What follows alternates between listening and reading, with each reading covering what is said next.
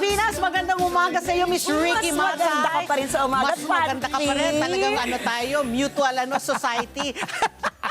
Mutual Ganyan Admiration dapat. Society, Ganyan di ba? dapat, di ba? Dapat Ang ganda mo. Mas Ang maganda sasabihin ka pa mo, sa umaga. Sa umaga. Magandang umaga ngayon. Maraming maganda rin namang balita kagabi. At di saka ba? ano tayo ngayon, di ba? Wednesday, Wasakan Wednesday. Ewan ko ba, ikaw lang may gustong mawawasak talaga? Hindi, I just like saying it, Wasakan Wednesday. Kasi feel ko yung Wasakan Wasakan Wednesday. Wednesday. Oh, yung mga nakikinig nga dyan sa 95.5 Eagle FM. Gusto ko nakikinig dyan. Maganda yung playlist nila eh. Maganda actually diba? ngayon. Chill ka lang talaga. So, Oo. pampag good vibes. Tapos ngayon pa, maganda pa yung panahon. Oh, diba? Tapos Wednesday nga, hump day, middle of the week. Ilang araw na lang. Ilang tulog na lang, weekend na! Yan ang pinakamagandang balita sa lahat. Yes! Kami po ay nag-hello sa ating mga tagapakinig, tsaka yung mga nanonood sa atin sa YouTube, sa Facebook, sa inyong mga cellphone, nakikinig sa Radyo Agila 1062 sa kanilang Talapihitan. Okay, umpisa na po natin yung ating suwabeng pambungad ngayong Wasakan Wednesday. Sige.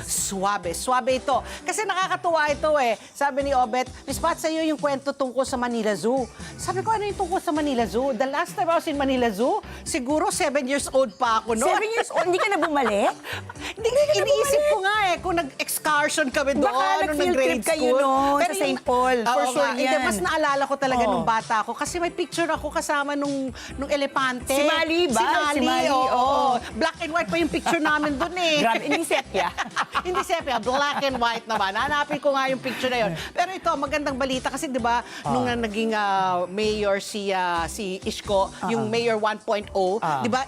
Rehabilitate nila talaga yung Manila Zoo kasi sabi nga nila, kawawa naman yung mga animal diyan, yung mga hayop doon. Mga hayop. Kawawa naman yung mga hayop dyan sa Manila. Para may hugot tayong dalawa mga animal at yung mga hayop. Parang lahat sila, parang ang papayat. Oo. Parang mga anorexic. Oo. Parang hindi nakakakain ng sapat. Parang kulang sa vitamina, kulang sa sustansya. Malamya. Oo, di ba? Tapos yung elepante, hindi siya mukhang elepante. Ano na mukha, giraffe?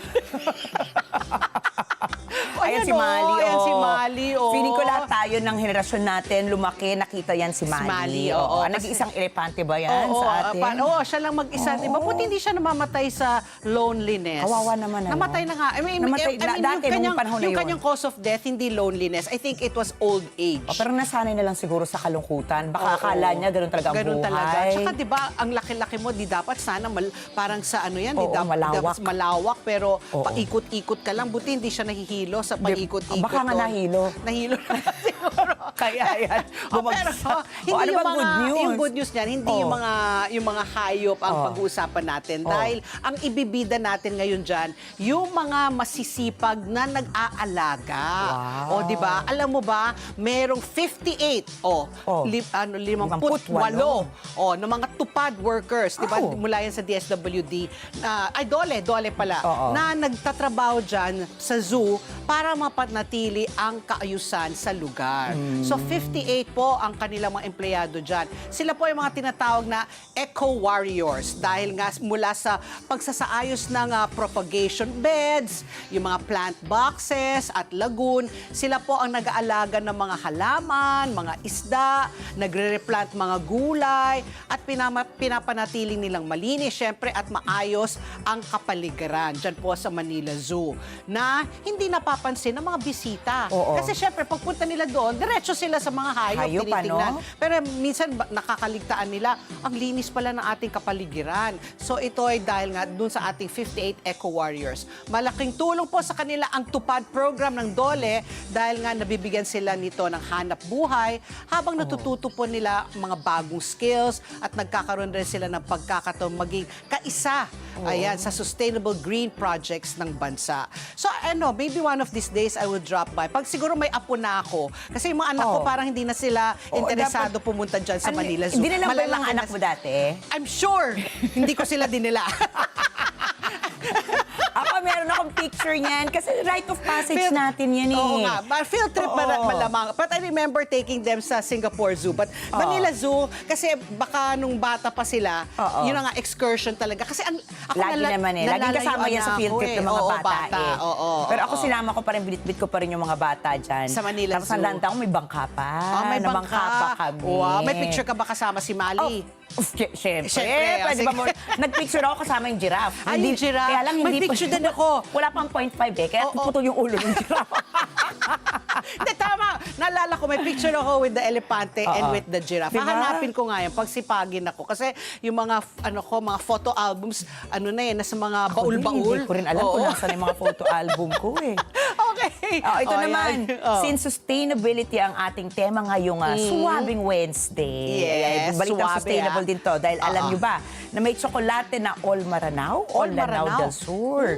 Yan ang Cacao Meranao. Cacao Meranao, Nagsimula po yan sa backyard cacao farm ng pamilya Balt sa Marawi. Oh, Tapos sa Mindanao. ngayon, Oh. award-winning na ang flavors ng tsokolate nila. Alam nyo kung ano. Ano mga Turmeric lang naman ang flavor. At scallions. Turmeric is like ginger, scallion Oo. is like onion. Yes, sa Correct? pamamagitan ng negosyo niyan, Oo. sinusuportahan ito ang mga lokal na magsasaka at estudyante habang natututo rin ng paggawa ng artisanal chocolates. Wow, social, artisanal chocolate. Artisanal, flavored. Yes. Oh, Oo. mga exotic chocolate Oo po yan. nga. I can imagine, anong Diba? lasa kaya ng turmeric chocolate at saka ng scallion. Turmeric luya, parang luya, At diba? saka, Oo. onion, sibuyas. Tsaka sibuyas. Oo. Wow, masarap. Okay. Kulang na lang kanin. So from cacao beans at chocolate bars, bawat kagat may kwento ng labor of love. Yan. Imagine from 240 bars per month na production nila. Oh. Noong 2022, that was 4 years ago. 4 years ago. Umabot na ito sa 2,500 bars per month. Wow. Per month. Oh. Ngayon, talagang super level up ang Cacao Meranao. Wow, I wonder kung for export yan or for local market lang. Hindi ko nga Yung export binibenta Kasi nila. hindi siya, nakakita ka na ba sa tindahan? Baka sa mga kultura, yung mga, Yung mga ganyan, shops ano? na ganyan, Oo. di ba, para sa mga turista.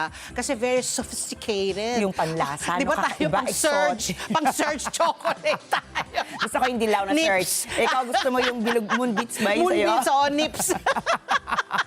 Mga kachipa na chocolate. Actually, pang mga bata, gusto talaga nila yung matatamis kasi. So, batang milk chocolate. lasa pa rin yun sa Oo, atin. Pag ganyan mga dark chocolate, Oo. medyo may sophistication na Oy, yan. alam mo ba may sinigang chocolate? Ha? Oo. Talaga? Saan mo naman Abangan niyo natikman yan. Abangan niyo yan. May nadiscover ako. Oh, sinigang chocolate. Ito, uso na to. Sili Oo. chocolate. Oo, yan. oo. Ako Pero yung yung sinigang kinakain chocolate, ko, nagulat ako doon. Sinigang watermelon. Oh, yun. Ayun, masarap Oo, yun. masarap yun, di ba? Oo, masarap Sige yan. nga, matikman Oo. ko nga parang So, anong kulay ng sabaw niya? Tsokolate? Ha? Tsokolate? Hindi, chocolate mismo. Flavored na sinigang. Kaya nga, so ano yung sabaw? Kulay tsokolate? Walang sabaw. Chocolate bar siya. Chocolate na ang flavor bar. ay sinigang. Oh, I thought naman ito Oo. sinigang na tsokolate. Diba? Kakaiba na yan. sinigang siya, tapos tsokolating ginamit Hindi, pang hindi. paasim. Matamis yata. Kaya napaganon ako. Kaya tanong ko, anong kulay ng sabaw? Brown. Ayan. Hindi tayo So, nagkaintindihan. iba-iba na yung chocolates ngayon. Oo So, nga. abangan nyo yan. Sige, Sige ipapakita nga. ko sa Oh, inyo sige ang nga, sige, na-discover sige. kong Oh. chocolate na iba-ibang Sinigang. flavors. Oh, sige, Ayan. sige nga. Bukas, assignment mo yan. Hindi pa bukas. Pagdadala ka para pang sample. Si Jovi ang magdadala niyan. Sige nga, local lang yon. Local siya. Gawa So, saan? Sa iba-iba. Davao. Sa Davao? Ay, Mindanao. tingnan natin. Kasi di ba Marami Davao eh. also is famous for their chocolates Oo, oo, I forget now the name of the brand. Pero na siya, international wide na. Nagdi-distribute na siya all over the world. Oo. Itong tsokolate na to nagmula sa Davao. Dahil ang favorite mo, tandaan mo ito, ako naman chocolate na may bacon. Bacon ang gusto Hindi mo? mo natikman pa yun? Hindi pa. Naku, ang sarap Naku, nun. gusto ko Bacon. ngayon yung Gusto ko yung may savory na... Savory ka. Oo, savory. Ako Gusto ko yung cheap mga- talaga. Gusto ko matamis. Hindi, ako gusto ko yung mga kakaibang lasa. Yung mga weird na lasa. Weird. Yung gusto kong tinitikman. Pero ako- yung galing ng Japan. Japan. Oo. Ako gusto ko yung Dubai chocolate, yung pistachio. Yan naman gusto Yan. ko. Paborito nga namang anak ko Oo, yan. kasi basta matamis. Matamis, Gusto ko. oo. Tapos lahat ng flavor ng KitKat, di ba? Ay, ang sarap niya. May strawberry. May strawberry, may matcha, may cookies Naku, and sarap cream. yan. Yung mga ganon. Yung mga basta pangbatang gusto kong Ayan, tsokolate. sige na nga. Teka, Okay, sabi ni Miss Joy, Weather Girl, teka lang. pinapagalitan na tayo. Napupunta tayo sa tsokolate. O, ito, alam na natin po ngayon ang ating status ng panahon ngayon. Nasa loob na nga po ng Philippine Area of Responsibility ang low pressure area na ating pinag-uusapan lamang kahapon. Ayan, tatawagin po itong Tropical Depression Basyang. Si Basyang, di ba si Yes. Bea Alonso to? Oo. Si Basyang. Oo. Ayon sa pag-asa, lalakas pa ang bagyo at inaasahang aakyat sa tropical storm category. Pero narinig ko nga nagbabala ang pag-asa na up to level 2 naman. Hindi Sana masyado hanggang dun lang matindi. na lang talaga. Oo. Hindi siya superstorm. Hindi siya super typhoon. Super Ang sentro ng Basyang ay huling namataan sa 895 kilometers, silangan ng hilagang Silangang Mindanao. Kumikilos po ito pakanlurang timog-kanluran sa bilis sa 20 kilometers per hour. May lakas na hangin na 55 kilometers per hour, malapit sa gitna at pagbugso na umaabot hanggang 70 kilometers per hour. Tinatayang tatama ito sa kalupaan bukas, Huwebes ng gabi o Biyernes ng umaga. Nakataas ang signal number 1 sa katimugang bahagi ng Surigao del Sur. Samantala, magpapaulan ang northeast monsoon o amihan sa Cagayan Valley, Apayao, Kalinga, Mountain Province, Ifugao at Aurora. Gayun din sa Metro Manila at iba pang bahagi ng Luzon. Habang makakaranas ng panakanakang pag-ulan o thunderstorms sa iba pang bahagi ng bansa, epekto na po yan ng localized thunderstorms. Mararanasan ang pinakamainit na temperatura o maximum temperature na 31.4 degrees Celsius mamayang alas 2 ng hapon at lulubog ang araw mamayang 5:56 ng hapon. So I wonder if this weekend magiging maulan. Pero it's more Parang sa Mindanao, more on no? Mindanao, pero meron pa rin tayong pagbugso. ng Pagbugso, ulo ng scattered rainstorms and ano yun? Thunderstorms. Thunderstorms. Kalat-kalat at pabugso-bugso.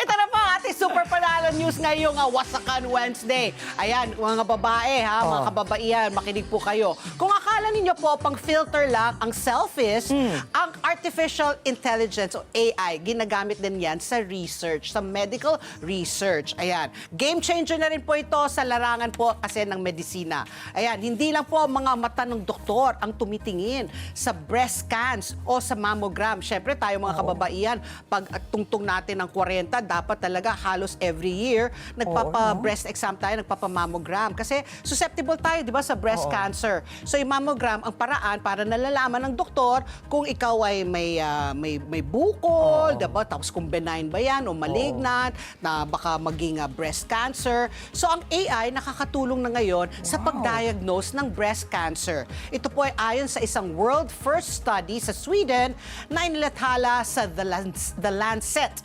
Mas maraming kaso po ng breast cancer ang natutuklasan kapag may tulong ng artificial intelligence o AI sa pagbabasa ng mga mammogram scans. Batay po sa report, mahigit po 100,000 kababaihan ang sumasailalim po sa routine screening. At ang resulta, 7% na mas maraming cancer cases ang nadedetect ng AI kumpara sa traditional na paraan. So additional 9%, no? Kasi nga siguro yung mga malilit hindi na nakikita ng mga tanang doktor, yung AI, no? Mas naano nila. Ito ba yung makina niya? Ayan nga. Oo, di ba? Napakasakit niyan. Alala ko Oo, kasi pinipisil talaga di ba? Pipit-pitin eh. Oo, pipit-pitin. Oo, tapos ang lamig pa, di ba, ng makina. Diba? Kasi syempre nakahubad ka, tapos talagang gaganunin ka. Kaya ako, unfortunately, isang beses ko lang nagawa yan kasi parang na-trauma ako nung na parang sakit-sakit. Uy, hindi. You have to do it. Masakit Pero man yan, kailangan. Pero sa ito AI, ang balita ko nga, may isang ospital na dito na hindi na pinipit-pit ngayon. Ay, ano na? Talagang AI yung ginagamit. So, tingnan natin, baka ito nga yung teknolohiyang meron na rin tayo dito. No? Masubukan nga. Oo. Pero yung maganda pang balita dito, sa loob po ng 2 taon, 12% na daw ang mas kaunti. Ayan, bumaba. Mas kaunti ang mga tinatawag na interval cancers. Ito po yung mga mas delikadong cancers na karaniwang lumalabas po sa pagitan ng regular check-ups. So, ibig sabihin nga, mas maagang nakikita ang sakit, mas maagang malalabanan para hindi lumala. Kaya nga dapat, it's very Every year important. talaga, ano? Every year may annual check-up ang mga kababaihan. Sabi nga ng mga eksperto, malaking tulong ito lalo na sa mga bansang kulang sa mga radiologists dahil po mas mabilis ang basa at mas mabilis ang aksyon. Pero nilinaw nila, hindi papalitan ng AI ang mga doktor. Tulang ito, it's a tool, di ba? Isa lang itong paraan para makatulong sa kanilang diagnosis at dadaan pa rin syempre yan sa mga pasyente sa proseso na ayon sa medical standard. So paalala po talaga, mga misis, maski na hindi kayo misis, mga miss, basta pag tumuntong na kayo ng 40, tako dapat talaga regular magpa-annual na, check-up. no? So, ibig pala sabihin, next year. Next year lang ba? Magpa-40 na ako next year.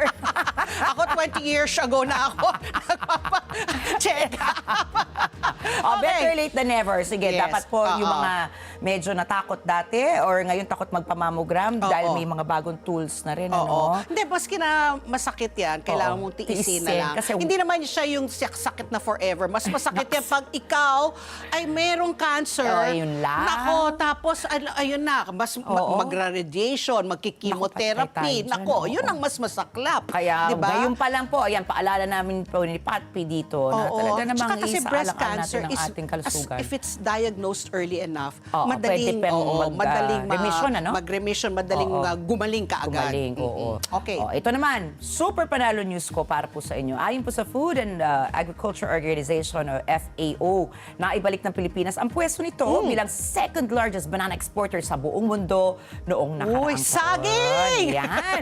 Mula sa mga peste at dulot ng masamang klima sa bansa, naka-bounce back ang industriya. Umabot sa 2.93 million metric tons ang na-export na saging noong 2025, halos 25% na mas mataas kumpara noong 2024. Pero tinalo na ng Pilipinas ang Costa Rica at Guatemala. At ito pa ha, tayo rin ang top banana exporter sa Asia. Mahigit kalahati ng banana exports na buong kontinente ay galing sa atin. Dami pala nating saging. Diba? Sabi ng FAO, malaking bagay dito ang investments ng Department of Agriculture mula po organic fertilizers hanggang research and climate risks. At syempre, huwag natin kalimutan ang mga masisipag nating banana farmers na malaking dahilan bakit tagumpay ang ating banana industry. What's your favorite banana? Di ba ang daming uri ng banana? Yung ano yung maliit, senyorita, Senyorita. ba? Yun, kasi matamis. Senyorita, latundan, lakatan, saba. Yan. Saba masarap pag nagbinabanana Q. Yun, di ba? Tsaka gusto ko yung pag binabanana Q, yung medyo hinog na para malambot. Diba? Malambot, tapos maraming asukal. Maraming brown sugar. Diba? Bakit ang sweet ng ating Wednesday ngayon? Kaya nga, tapos aalamod mo, lalagyan mo ng vanilla ice cream. Totsal, may vanilla ice cream. Diba? Tapos yung turon rin na ginagawang saging. Favorite yan, Saba, turon. tapos lalagyan mo ng langka. Tapos wow. minsan nilalagyan pa nila ng ube.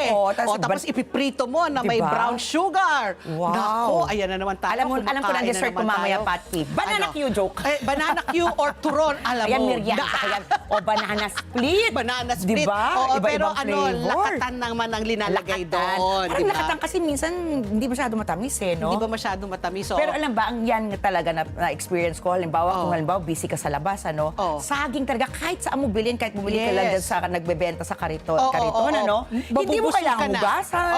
Instant, di ba? Ang galing din ni Lord, Ako yung lola ko at lolo ko, parang kailangan may saging katabi nila parati. Pagkatapos silang kumain, parang yan yung mga... Tama, ako din. Di ba? Yung mga lolo-lola natin. Di ba? May tinidor, kutsara, saging. Saging lagi, no? At Parang sa tabi. staple, Correct, staple na yun. Kutsara, tinidor, saging. Lagi, ganon. Tapos pagkatapos silang kumain, ayun, kinakain nila yung saging. Parang yan ang dessert nila, no? Diba? Yung mga matatanda, Tsaka mahilig sila. mahilig talaga ang Pilipino sa saging, di ba? Oo, Alam mo kung mahilig. bakit? Dahil Bakit? malambing ang saging. Bakit? Dahil ito lang ang may puso. Wow! Okay, sige na nga. Okay, punta na natin yung ating chiching. Chiching. Aba, Wala nang chiching. Kapong ka pa, wala walang akong chiching. chiching. Wala akong chiching. Ayun. Parang natutulog yung aking kahera. Gising kahera. Wala pa One kita. more time. Wala One pa more kita. time. Chiching. Nako, tulog talaga yung aking ayon. Okay, tulog si kahera. Okay, batay po sa Bangko Sentral ng Pilipinas. Nagsara po ang piso natin kontra dolyar kahapon. Walang paggalaw. steady siya sa halagang 58 pesos and 89 centavos. Ayun po ha, so walang paggalaw. Ito naman po ang ibang mga palitan po ng currency po sa iba't ibang mga palitan. Ang Japan yen, 37 centavos. Euro, 69 pesos and 44 centavos. Hong Kong dollar, 7 pesos 53 centavos. At ang Saudi Riyal, 15 pesos 70 centavos. Batay po ito sa Bangko Sentral ng Pilipinas. At because today is Wednesday, February 4 na po tayo ngayon. Ito po ang ating lineup ngayong umaga. 3 issues pa rin ang ating tatalakayin. Ricky, anong una nating issue? Pag-uusapan po natin, first of all, ang pagbaba ng trust and performance ratings ni Pangulong Ferdinand Marcos Jr. batay sa Okta Research na 4th quarter na tugon ng masa survey. Kabaliktaran naman ito sa trust at performance rating ni Vice President Sara Duterte na parehong tumaas. Pero ang tanong ng bayan, totoo ba ito? Oo. May nagsabi kasi na hindi lahat ng pagbabago sa mga numero ng survey ay totoo. Ang ilan ay simpleng ingay lamang umano sa istatistika. Ano masasabi ng ating panauhin mamaya na walang iba kundi ang ating suking si Dr. Guido David, Okta Research Fellow. Ayan po ang ating issue number 1. Kasi di ba nung Lunes, yan ang lumabas na bumaba ang trust rating. Pero yung kay ni PBBM, pero kay VP Sara tumaas. Ang issue number 2 naman ito, nako ito, yung sinusundan natin na kaso. Tinuturing na daw case closed itong pagpatay po kay Police Senior Master Sergeant Dayan Molenido at sa kanyang 8-year-old na anak na lalaki, no? At ayon po ito sa Department of Interior and Local Government kay Secretary John Vic Remulla. Hawak daw nila ang mga otoridad ang lahat ng suspect sa pagpatay sa mag-ina. Habang nananatiling person of interest ang dating asawa ni Molenido matapos nitong ipakremate daw agad yung mga labi ng biktima. Nasuot pa daw yung mga damit. Grabe. Oo, bilis. Agad-agad, di ba? Parang bakit? Tapos hindi daw nagpakita ng remorse. Hindi daw umiyak. Wala daw Pwede parang... ba yun, ano? Oo, di ba? Asawa mo, anak mo. Tapos ganun lang ang iyong reaksyon. Oo. So makikihingi po tayo ng update sa kaso. Mamaya makakausap po natin si Police Captain Feby Madrid mula po sa QCPD, Assistant Chief po siya ng PIO nila. So si Police Captain Feby Madrid, mamaya hihingi tayo ng detalye. At saka kung talagang case closed na ba talaga? Bakit parang bilis, no? Parang bilis kasi umamin na eh. Umamin na daw Hindi, yung dinideny mga... pa rin ni Pia. Dinideny nung suspect. Suspect? Oo, dinideny niya. Sabi niya, nakanilang daw sila. Parang binubugbog nga daw siya araw-araw ng mga pulis. Naglabas siya ng interview, ha? Para lang akuin ang kasalanan ng iba. So, tingnan natin kung wala naman palang klaro na pag-amin. Bakit case Bakit closed? case closed agad? Lahat ba ng ebidensya pointing to them? Nako, okay. O yan ang issue number 2. Itong ating issue na to. Ito na po, issue number 3. Ang trauma healing po ay isang personal at holistic na proseso. Mahalaga po ang safety, trust at understanding sa therapy dahil iba-ibang epekto ng trauma sa bawat tao. Hindi lang ito tungkol sa pag-uusap. Kasama rin ang body-based practices, grounding techniques, and daily self-care para tulungang i-regulate ang ating mga emosyon at ang nervous system. Alamin at aralin natin mamaya ang scientific approach how to heal from trauma kasama ang isang licensed trauma specialist na si Quetzal Chariet. Ayan. Wow. Tingnan mo naman yung ating trauma specialist. Napakaganda. Ano pa yan? Bisita pa natin from Paris. Paris ba From siya? Paris, France. So mamaya naka-Paris tayo. She's based in Paris? Yes. So she got her license in Paris. So sabi ko, okay. Visiting siya. Visiting force natin. Visiting agreement. Okay, bago tayo mag-commercial break, ito pong ating question of the day. Kasi nga, ito mainit rin. Sabi ni Congressman Sandro Marcos, no work, no pay. Yan po yung kanyang panukalang batas ni Ilocos Norte Representative at anak, first son ni PBBM na si Sandro Marcos para sa mga kongresistang hindi pumapasok o nagtatrabaho. Hindi lang mga kongresista, pati mga senador yata. Dapat, kung sakali maging batas talaga pati ito. senador, Yes, for pati mga Congress. pati mga senador kasama niyan. Ito po yung House Bill number 7432 or the proposed No Work, No Pay for Members of Congress Act was referred by the Committee on Rules to the Committee on Appropriations. Sumang-ayon po dito ang iba pang mga mambabatas katulad po ni Congressman Javi Benitez na nag-post na kung empleyado nga no work, no pay, bakit hindi yung mga kongresista? Correct. At 3 araw na nga lang kayo nagtatrabaho, di ba? Monday to Wednesday, tapos may bayad pa kayo. Oo. That's unfair. Kaya nga. Madaya yan. Ay, hindi lang dapat dyan. Silipin din nila yung mga LGU, mga konsihal dyan. Usually, nagpa-flag racing lang yan, tapos kukuha na ng sweldo. Nako. So, dapat yan siguro sa lahat ng government offices, ano? Correct, oo. Lalo na pag ikaw ay elected. Exactly. Diba? Diba? Okay, kaya ating question of the day, sa palagay nyo ba na sapat na solusyon ang no work, no pay para sa mga kongresista kung hindi sila dumadalo o gumagawa ng trabaho at bakit? Dapat lang, Diba? bakit? Siyempre sa Congress, diba ngayon, siyempre absent parate si Saldico. Sa Senado, si Senator Bato. So kaya siguro ito, Lumabas na rin, itong panukala na dapat no work, no pay. Pero marami ring excuses naman daw na binibigay si As Sandro. long as it's legit. Legit diba? daw. Medical Yan. reasons, diba? Or nakapagpaalam ka beforehand for official mga missions, duties. mga Yan, ganyan. oo. Basta official. So mag-comment lamang pa kayo sa aming Facebook account. Hanapin lang po ang Net25 News and Information at makibahagi sa aming talakayan online. At magbabalik pa po ang ASPN. Ano sa palagay nyo? Ang sigaw ng Pinoy Nation.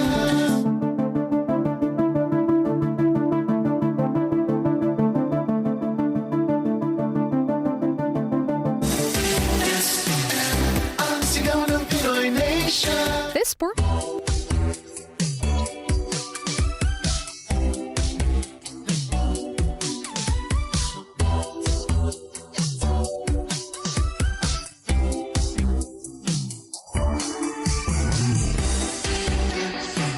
Hello. Nakarating na po silang lahat. Sa huling pamamaalam ni Milo.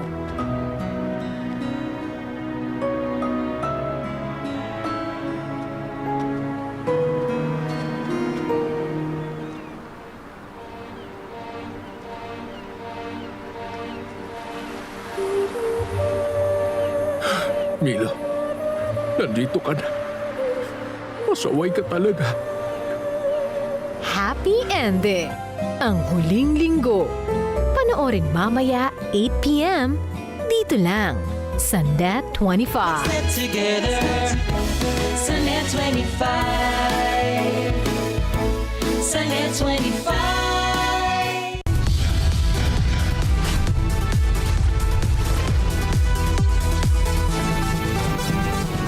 Sa kasulukuyang henerasyon, marami na ang nag-viral. Dahil po yan sa kanilang ginagawang pagtulong sa kapwa. Pero mas marami ang tumutulong kahit walang nakakakita. Kaya naman kung ikaw ay may kilala na grupo o individual na may natatanging pagresponde sa lipunan at maging sa kalikasan, mag-text lamang sa 0915-415-1035 o mag-email sa responde@net25.com at magpadala ng mensahe sa ating Facebook page at Net25TV. Baka kayo na ang susunod nating Certified Key Responder. Let's net together. Sa Net25. Sa Net25.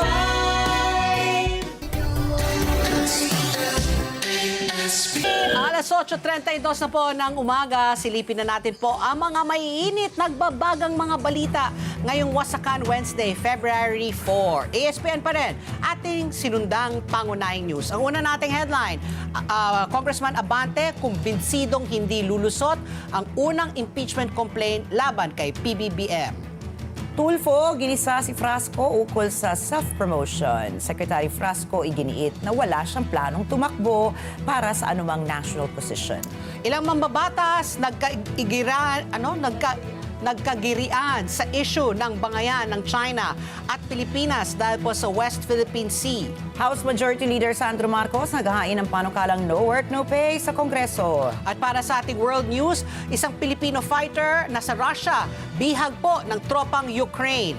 Ating balitang pulis naman, DILG nagalok na 1 million pesos na pabuya para sa pag-aresto sa mga suspect sa pagpatay ng pulis ng Bulacan na natagpuang patay sa septic Tang. At para sa ating showbiz pasilip, Asia Rose Simpson ng Quezon City itinanghal na Miss World Philippines 2026. Habang ang pamangkin ni 1973 Miss Universe Margie Moran muling susubok ng corona sa Miss Universe. At ang oras muli, alas 8:33 na po ng umaga. Silipin na natin ang mga istorya sa likod ng mga headlines. Kumbinsido po si Manila Representative Benny Abante na hindi lulusot ang unang impeachment complaint laban kay Pangulong Ferdinand Marcos Jr. Ito'y kahit na idineklara nito ng House Committee on Justice noong Lunes, February 2, na sufficient inform o sapat na daw sa forma. Ayon po kay Abante, marami sa mga aligasyon sa reklamong inihain ng abogadong si Andre De Jesus ay pawang hearsay o sabi-sabi lamang. Kabilang anya dyan ang mga akusasyon ng kickback na kinasasangkutan umano ng Pangulo. Kahapon, muling sinuri ang impeachment complaint ni De Jesus para naman sa sufficiency in substance o pagiging sapat sa nilalaman. Hindi nakabuo ng desisyon tungkol dito matapos tukuyin ng maraming miyembro ng komite ang mga pagkukulang ng naturang reklamo. Ipagpapatuloy ng komite ang pagtatalakay dito ngayong araw. Ganun din po ang gagawin sa ikalawang reklamo na inihain ng Makabayan Block na naideklaring sapat sa forma noong Lunes. Iginit po ni Congressman Abante na hindi sapat ang marami sa mga tinukoy na issue para gawing basehan ng impeachment ni Pangulong Marcos. Kabilang dyan ang paggamit umano ng Pangulo ng unprogrammed funds dahil nasa pagpapasya na yan ng punong ehekutibo. Naniniwala rin ang maraming miyembro ng komite na hindi maaring gawing basehan ang pag-aresto at pagsuko kay dating Pangulong Rodrigo Duterte sa International Criminal Court. Iginit nila na legal na ipatupad ng pamahalaan ang warrant of arrest ng ICC na idinaan sa Interpol. Samantala, sinabi naman po ni defense team ni Vice President Sara Duterte na handa itong ibunyag ang tunay na pagkakalinlan ni Mary Grace Piatos sakaling magdesisyon ang Senado na magsagawa ng impeachment trial. Ayon po kay Attorney Michael Powa, dati na nilang sinasabi na ibinunyag nila ang naturang impormasyon sa tamang forum. Anya, ang impeachment court ang tamang forum para dito. Isa sa mga ginawang basehan ng impeachment complaint laban kay VP Sara ang issue tungkol sa mga alias ng mga tumanggap ng confidential funds, kabilang na nga po dyan ang isang Mary Grace Piatos. Tinukoy noon ni Deputy Speaker of the House Zambales 1st District Representative J. Kong Hoon na si Piatos ang nakatanggap ng pinakamalaking parte ng confidential funds mula sa Office of the Vice President noong December 2022. Naging sentro ng kontrobersiya tungkol po sa confidential funds ni VP Sara ang 158 acknowledgement receipt na nakakabit sa mga liquidation report na sinumite ng OVP sa Commission on Audit. Hinala ng mga mambabatas, gawa-gawa lamang o minadali mo ang mga naging pahayag ng nagpakilalang bagman na si Ramil Madriaga. Ayon po kay Madriaga, pinondohan ang kampanya ni VP Sara noong 2022 ng mga Chinese-operated na Philippine Offshore Gaming Operation o POGO at ng mga sindikato sa droga. Sinabi rin niya na inutusan siya ni VP Sara na maghatid ng malalaking halaga ng pera sa kanyang security aid. Kasalukuyang nakadetine si Madriaga sa Camp Bagong Diwa sa Taguig. Narito po ang pahayag ni Attorney Michael Powa. We already had a feeling na isa to no, sa mga isasama sa impeachment complaint. And true enough, no, yesterday nung binabasa ko yung pamadalian, yung dalawang impeachment complaints, ay sinama nila quite naturally itong naging affidavit ni Madriaga. Of course, without preempting our concrete defenses on that issue, definitely ready din kaming, handa rin po kami no, na harapin yung mga paratang ni Mr. Ramil Madriaga dyan para mapakita na baseless no, lahat ng mga claims niya. Yan po ang tinig ni Attorney Michael Powa mula po sa legal team ni VP Sara Duterte. Ricky. Ayan. Samantala, nagkaroon ng lutuan kahapon, Patpi. Lutuan! Lutuan dahil may paggisang naganap. Saute! Saute. Ang paggisa po naganap ay between our Senator Raffy Tulfo at ang ating kalihim ng turismo na si Cristina Frasco. Dahil kapansin-pansin po ang paggisa ng senador sa ating kalihim dahil ni Tulfo, laging lumalabas ang imahe ni Frasco sa mga promotional materials para sa turismo ng Pilipinas. Sa pagdinig ng Senate Committee on Tourism kahapon, sinabi ni Tulfo na tila naging vlogger na si Frasco. Iginit ni Tulfo na dapat mas ipakita sa mga materyales para sa turismo ang mga lugar na pwedeng bisitahin sa Pilipinas at hindi ang mga personalidad. Narito ang pahayag ni Senator Raffy Tulfo. Kasi marami na akong natatanggap ng mga feedback from other people na pagdating sa promotions, dapat ang pinopromote yung lugar, hindi dapat yung tao. Iwas tayo dun sa personality. We have to promote yung mga pupuntang lugar. Like I said, yung underground river sa Palawan, I think it's 8 wonders of the world. Is that considered? Tabon Cave. So many other places that we can feature na maingganyo po yung mga tourists to come over to our country. At i-minimize po natin yung mga festival. Okay, festival's good. But the tourists will not come to the Philippines because of the festival. They come to the Philippines because of our beaches, the adventure that they can take advantage of, yung mga diving sites, etc. Itinanggi naman ni Tourism Secretary Cristina Frasco ang mga paratang na pinopromote niya ang kanyang sarili sa mga materyales ng pamahalaan para sa turismo. Ayon kay Frasco, ang paggamit ng kanyang larawan sa ilang publikasyon at display ay ginawa nang wala ang kanyang pahintulot o otorisasyon. Nilinaw din ni Frasco na walang ginamit na pondo ng pamahalaan para sa mga lumabas na materyales na kinatampukan ng kanyang imahe. Isa na rito ang magazine na libreng ipinamamahagi sa bansang Japan. Si Frasco ang nasa cover o pabalat ng naturang babasahin. Itinanggi rin ni Frasco na may motibong pampolitika ang paglabas ng kanyang imahe sa mga materyales. Walaan niya siyang pambansang ambisyon. Narito naman ang pahayag ni Secretary Frasco. I have tried to be as present as possible in our destinations and for our stakeholders. That is the extent of the duty that I have exercised and nothing more. I have no national ambition. I'm not running for any national position, and therefore any accusation of self-promotion would fall flat because I am not running for any national position in 2028, and therefore there would be no reason for me to promote myself. Nilinaw naman po ni Tulfo na hindi niya inaakusahan si Frasco ng anumang planong pagtakbo. Iginiit niya na inireklamo lamang ng maraming tao ang self-promotion ng kalihim. Tinukoy pa ni Tulfo na sa ibang mga bansa katulad ng Vietnam, Korea, Malaysia at Japan, hindi naman makikita sa mga promotional materials ang imahe ng kanilang mga opisyal para sa turismo. Oo, kahapon nung pinapanood ko nga yung news, sabi ko, nako, ayan na. Pero sabi ko, baka nagsumbong kay Senator Raffy Tulfo, Sino? ang kapatid niya, former pwede, secretary si Wanda Te, di ba? She was formerly the tourism secretary also nung panahon ni Duterte. Pero short-lived lang, di ba? Bago naging si Berna Romulo Puyat.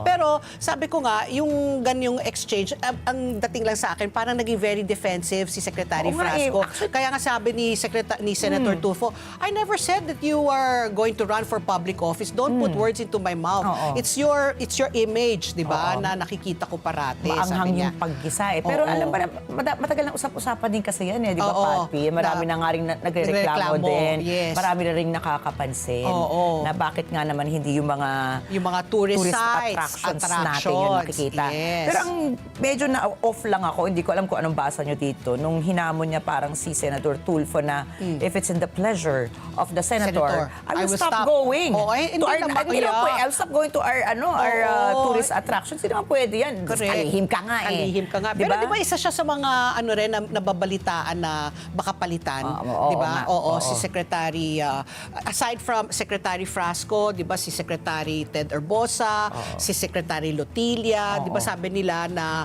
magkakaroon ng balasahan sa gabinete ng presidente. So abangan natin kasi although nagsabi si Yusek Claire, for now wala muna. Walang galawan. Pero Oo. we don't know, alam naman natin. Pero ayun na nga, ako, depende, no? Kung talagang ang style niya siguro ay ipakita ang kanyang mukha Sarili. at talaga Oo. namang umangat ang turismo sa Pilipinas. Ang problema, kulelat tayo ngayon sa Oo, Asian countries oo. pagdating sa turismo. Ang sinisisi naman niya, 'di ba, yung pag-slash ng budget nila nung isang nakaraang taon. Pero parang ngayon binalik na ata ng konti.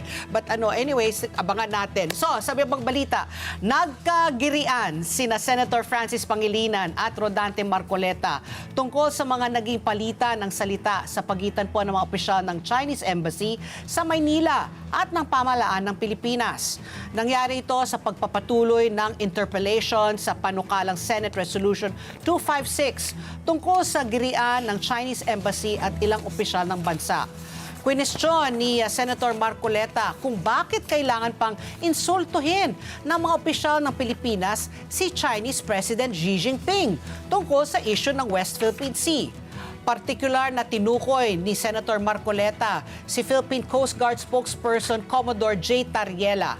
Binigyan diin ni Senator Marcoleta na wala namang mapapala ang bansa sa walang katapusang patutsadahan. Humirit naman po si Senator Pangilinan na nais niyang maintindihan ang pinagmumula ni Senator Marcoleta sa pagdedepensa umano nito sa China. Binigyan diin ni Marcoleta na hindi niya dinidepensahan ang China. Narito po ang bahagi ng palitan ng dalawang senador. Mr. President, whether they complain or not, they're already in our exclusive economic zone. I'm sorry, but I'm trying to understand the position of the good gentleman in his defense of China and their position. I am not defending China, Mr. President. I said, sinabi ko na kanina, ang ating discussion ngayon is not in defense of any other countries. We are defending Philippine interest. Ang pangyayari lang, kailangan nating linawin, ano ba talagang pinagtatanggol natin? Kung hindi po tayo nakatitiyak kung anong area ang pinagtatanggol natin, hindi po malinaw. Pati paggasta natin ng budget, kung alin ang dedepensahan natin, yun lang ang punto rito eh. Yan po ang palitan ni Senator Kiko Pangilinan at Senator Marcoleta. Iginit po ni Senator Marcoleta na walang eksaktong coordinate ng bahagi ng South China Sea na saklaw ng karapatang pangsoberanya ng Pilipinas. Nagpakita naman po si Senator Pangilinan ng datos na nagmulaan niya sa mga advisor ng Philippine Delegation sa International Arbitral Tribunal sa The Hague. Base po sa naturang datos, may karapatan ang Pilipinas sa mahigit 500,000 square kilometers ng South China Sea. Iginit naman po ni Senator Marcoleta na tinatayang 381,000 square kilometers lang ang West Philippine Sea base po sa deklarasyon ng National Security Council ng Pilipinas. Ayon pa kay Senator Pangilinan, nilinaw ng 2016 arbitral ruling ang jurisdiksyon ng Pilipinas sa bahagi ng South China Sea. Isinantabi umano ng ruling ang 9-dash line claim ng China at ipinagtibay ang posisyon ng Pilipinas na iligal ang ginagawa ng China sa exclusive economic zone ng bansa. Inilalaban naman ni Senator Marcoleta na wala pa rin coordinates para sa West Philippine Sea. Umabot din po sa Kamara de Representantes ang issue tungkol sa bangayan ng Embahada ng China at ng ilang opisyal ng Pilipinas. At sa kanyang privilege speech, nanawagan po si House Minority Leader Representative Marcelino Libanan ng disiplina at professionalism mula sa mga opisyal ng pamahalaan sa pagtatalakay sa mga sensitibong issue tulad ng West Philippine Sea. Hindi tinukoy ni Libanan si Tariela sa kanyang talumpati, pero kinulpirman niya ito nga ang tinutukoy niya. Inakusa naman po ni Cagayan de Oro 2nd District Representative Rufus Rodriguez ng pagdedepensa sa China sa kabila ng paulit-ulit umanong agresibong aksyon nito laban sa Philippine Coast Guard at mga Pilipinong mangingisda sa West Philippine Sea. Nagbanta pa si Congressman Rufus Rodriguez na sasampahan ng ethics complaint si Libanan dahil sa pagpapanig umano nito sa China. Nasuspindi po ang sesyon pero nagpatuloy pa rin ang pagtatalo ng dalawang kongresista. Naglabas naman po si Tariela ng pahayag kung saan sinabi niyang treason o pagtataksil sa bayan ang pagsusuporta sa pag-aangkin ng China sa West Philippine Sea. Talagang very contentious tong issue, no? Pero yun na nga, nag-rule na nga di ba? Ang UNCLOS na sa atin Sa na. atin yung dapat. Yun so I don't know. Anyway, ang oras, alas 8:47 na po ng umaga sa aming pagbabalik. Makakausap po natin ang ating suki, isa sa mga paborito kong mga doktor. Hindi doktor ng medisina. Si Dr. Guido David mula po sa Octa Research. Pag-usapan po natin ito yung pagbaba ng trust rating ng presidente, pero pagtaas naman po ng trust rating ng vice president. Sa pagbabalik po yan ng ASPN. Ano sa palagay nyo? Ang sigaw ng Pinoy Nation. Information and education. Oras! Alas 8:50 na po ng umaga. Bago kami mag-interview kay Dr. Guido, mag-hello muna ang mga tiga St. Rose of Lima mula sa Nueva Ecija. Nueva Ecija. Ayan. Ayan, kumaway-kaway muna kayo sa mga magulang ninyo. Naglalakwatsa kayo. Pupunta ba kayong Manila Zoo? Saan? Studio tour. Wow. Mag-ingat kayo sa pagbalik nyo sa Nueva Ecija. Anyway, oras muli. Alas 8:50 at kasama na po natin via Zoom si Dr. Guido David mula po sa Octa Research. Magandang umaga po, Dr. Guido. Welcome to ASPN and Happy New Year to you! Good morning, Doc. Good morning and Happy New Year, Pat and Ricky. Advance Happy Chinese New Year. Wow! Ba, ikaw unang nagbati sa amin ng Happy Chinese New Year. Anyway, Dr. Guido, Happy New Year ba talaga ito? Kasi nga, base po dito sa pinakahuli ninyong survey, which you conducted based, December, ano ba yung period, Doc? December 3rd quarter. Or fourth quarter, oo. Fourth quarter na siya, yes. Fourth quarter na siya, oo. 2025. Oo. So, Doc, ano ba ito?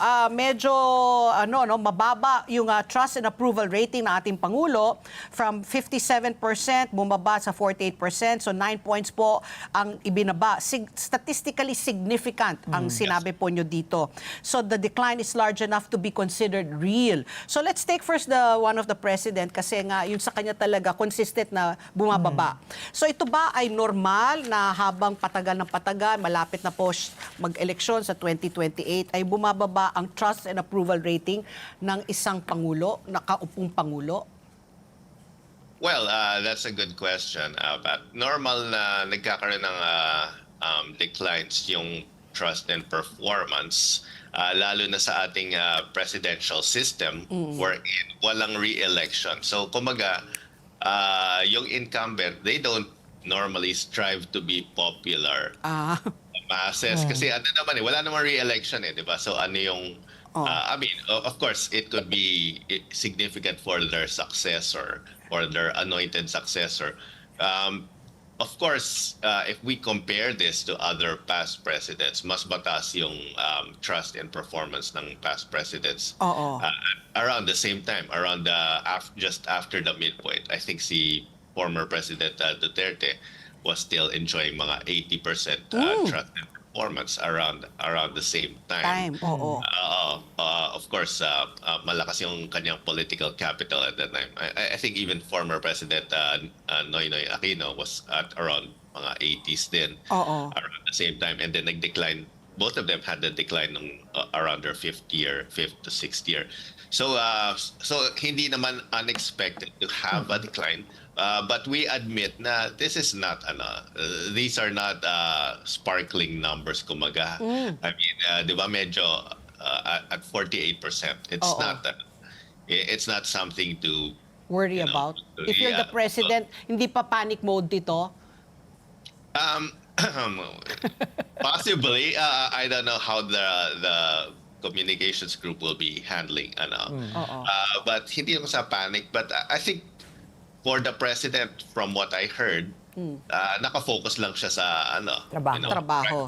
Trabaho and not worrying too much about the numbers. Kumaga, the numbers will take care of itself. Yung numbers, I think part of the reasons kung bakit nagkaroon ng decline is because yung corruption scandal basically hurts him also. Let's be honest about it. I mean, but in the history of things, when we look back at it, I think it will be viewed as something na he had to do. Pero at the same time, kumbaga, kahit masakit sa kanya, kahit ma-affect siya, kailangan gawin. Oh, yes. Sige. Okay. Doc, siguro po dahil para linawin po natin para sa kaalaman po lahat ng ating mga nanonood sa atin at tagapakinig, ano, lalo na po ngayon may mga bata pong nanonood sa atin dito sa studio. Pwede pong paki-define po muna bago po ako dumako sa aking katanungan. Let's clearly define the difference between the trust rating and the approval rating. Ano po yung magpagkakaiba nito when it comes to metrics para po talaga maunawaan po ng mga ngayon pa lang siguro naka-encounter ng ganito? Yes, actually, if we compare it with other survey questions, may mga similarities, may trust din na tinatanong yung iba, and some ask for approval, some ask for performance or satisfaction. And from my experience looking at these numbers, hindi lang sa numbers namin, even from numbers 10 years ago, they're highly correlated but may slight differences nga sila. Trust is more of yung tiwala natin, yung confidence natin kumaga sa personality. And then the performance has to do with yung Working. Job. Yung pananaw nila. Job performance, oo. So, Right. Okay, so Doc, my question is, kung ganito nga po nakita natin sa datos, na bumaba po yung trust rating ng Pangulo, pero masasabi natin kasi nasa margin of error pa rin naman, stable pa rin naman po ang kanyang approval rating. Ano pong sinasabi nito sa relasyon na ngayon, sa relasyon po ng Pangulo natin ngayon sa publiko? Is this what you can call performance without the public confidence? Well, to be fair, hindi naman gano'ng kalayo pa rin yung performance niya sa trust. But you are actually right na the performance is medyo separated from the trust by a small gap. It's small, pero it's still a gap. And what we can see from this, or what we can glean from this, yun nga, you're right, Ricky, na the trust is decreasing. Pero yung he's still performing, parang ganun. Although yun nga, the separation's just really 3 percentage points. So technically parang margin of error pa rin naman. But unlike before na mas mataas yung trust sa kanya. So kumbaga, yung mga corruption scandals may have contributed to this na the trust has deteriorated slightly. Actually, not slightly pala, but the trust Significant. declined. Yeah, it's significantly declined.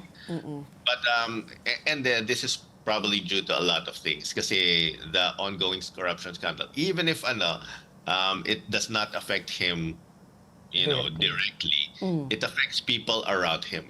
Diba? Kasi the scandal, you can say it involves people around. I mean, it could involve people in the Senate, in the House, and people that know the president. So that may have affected the trust. But at the same time, yung performance niya, he's still delivering. In fact, one of our recent surveys na pinakita na the poverty actually went down, the self-rated poverty. So meron mga positive things that we can attribute to the president. But overall, because of the Flood anomaly. Yes, definitely affected us. Oh, I want to compare, no, kasi yung kay President Marcos, yung approval rating niya from 54% bumaba sa 51%, so minus 3 points po yon. Yung para naman kay VP Sara, yung kanyang approval rating from 49% umakyat po sa 54%, so plus 5 points. Yung 51% na current ni PBBM at 54% po ni VP Sara, yung kanilang yung margin, is that significant? Would you say na halos pareho ang kanilang approval rating? Or mas titignan natin yung pagtaas po ni VP Sara ng 5 points compared po kay PBBM na bumaba ng 3 points. If you are to look at it, would you say na it is kind of statistical tie because it's still in the 50 level, no? 51% PBBM, 54% po kay VP Sara. Yung approval ratings. Yes, the way I analyze this is across the same time period. So kunyari, ng third quarter, si PBBM had 54 and si VP Sara had 49. So may 5 points difference na significant. So kumbaga, PBBM had a slightly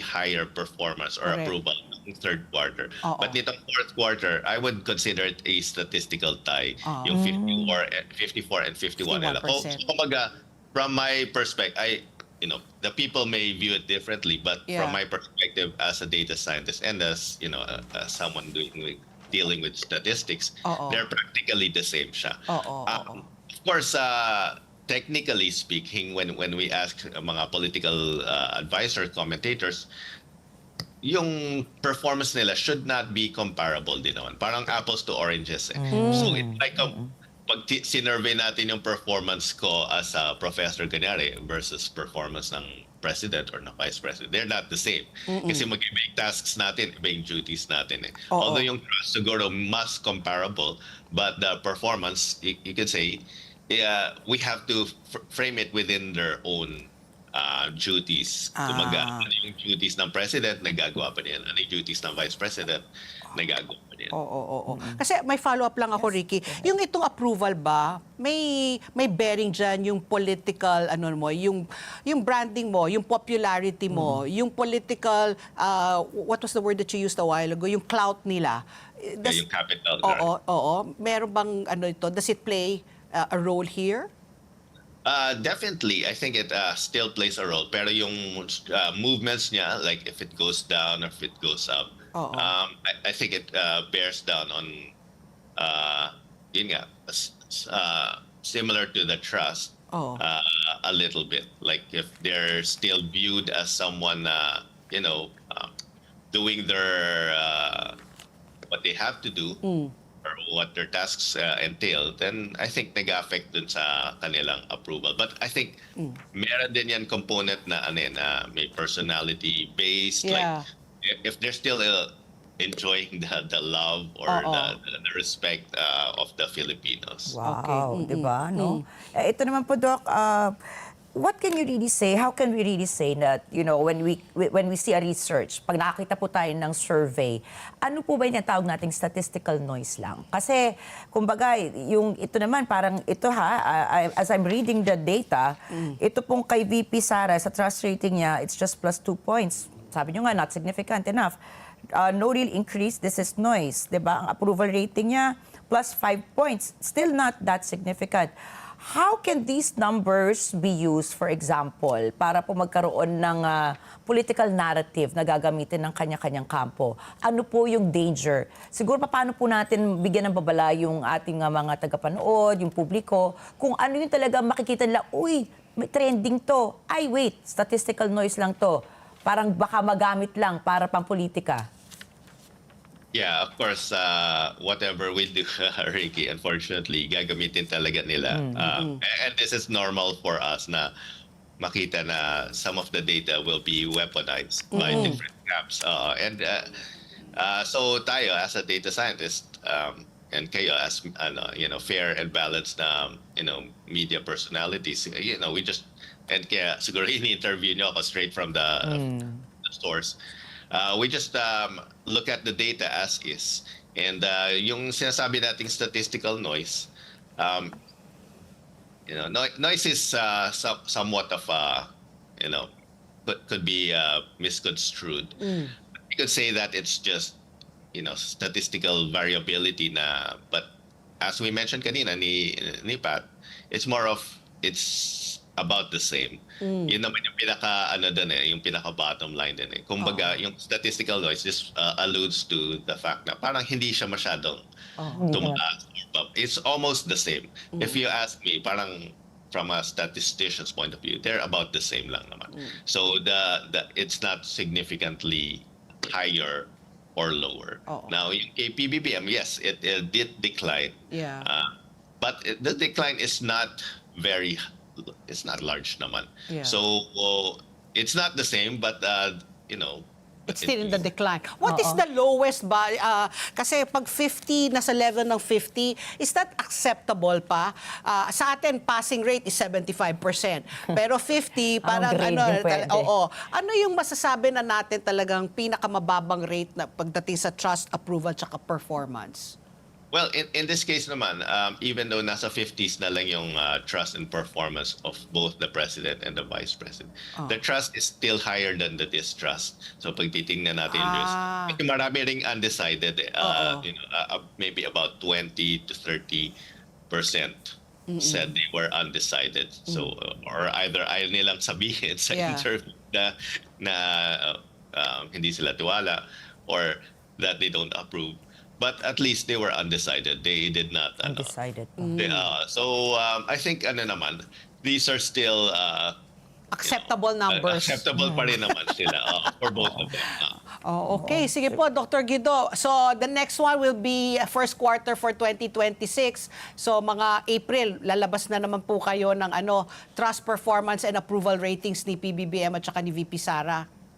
Yes, Pat and Ricky. So, of course, we'll give you a copy Yes. once we have the latest. So we can do the analysis and we can compare with past data. Pero alam mo, Doc Guido, Pat, ikaw, na-interview ko na ba ever sa iyong 60 years on No, this never earth? ako. Ako din eh. Nasa survey. Never pa ako na-survey kahit isa. Kahit mala sa barangay level, wala pa. Kaya siguro yung Ayan, nagpipresenta kami ni Ricky na kung kailangan nyo ng 1,200 respondents. So, Ako na mag-i-interview personally sa inyo. sige po, Dr. Guido, thank you very much again for accepting our invitation. Always a pleasure having you on the show. Thank you, Doc. Always a pleasure, my friends, Pat and Ricky. Good morning. Thank you. Ayan po si Dr. Guido David mula sa Octa Research. At ang oras, alas 9:05 na po ng umaga. May gusto akong i-share sa inyo. Isang personal reminder. Alaga sa katawan araw-araw, everyday. Sa panahon po ngayon, hindi sapat ang pahinga lang. Kailangan din natin ng suporta mula sa loob. That's why many Filipinos trust King's Herbal Plus. PIO, Public Information Officer. Ayun, pag-usapan po natin itong nangyari nga kay Diana at saka kay sa anak niya, yung 8-year-old. Sa pagbabalik po yan ng ASPN. Ano sa palagay niyo? Ang sigaw ng Pinoy Nation. Information and education. Muli, alas 9:11 na po ng umaga at kasama na po natin sa linya si Police Captain Feby Madrid mula po sa QCPD. Siya po ang Assistant Chief at ng Public Information Office. Magandang umaga po, Captain Feby. Welcome po sa ASPN. Good morning, ma'am. Captain? Good morning po, Ayan. Miss Pat and Miss Ricky at sa lahat po ng mga taga-subaybay ng inyong programa. Magandang umaga po. Okay, nako Captain Feby, last week pa namin po minomonitor itong istoryang ito dahil po kagulat-gulat, no? Yung mga habang nag-unravel po yung mga istorya sa inyong investigasyon, yung mga storya na sineshare nyo po sa media tungkol dito, no, sa pagkapatay kay Molenido, kay Diane Molenido at sa kanyang 8 taong gulang na anak, no, na si John Ismael.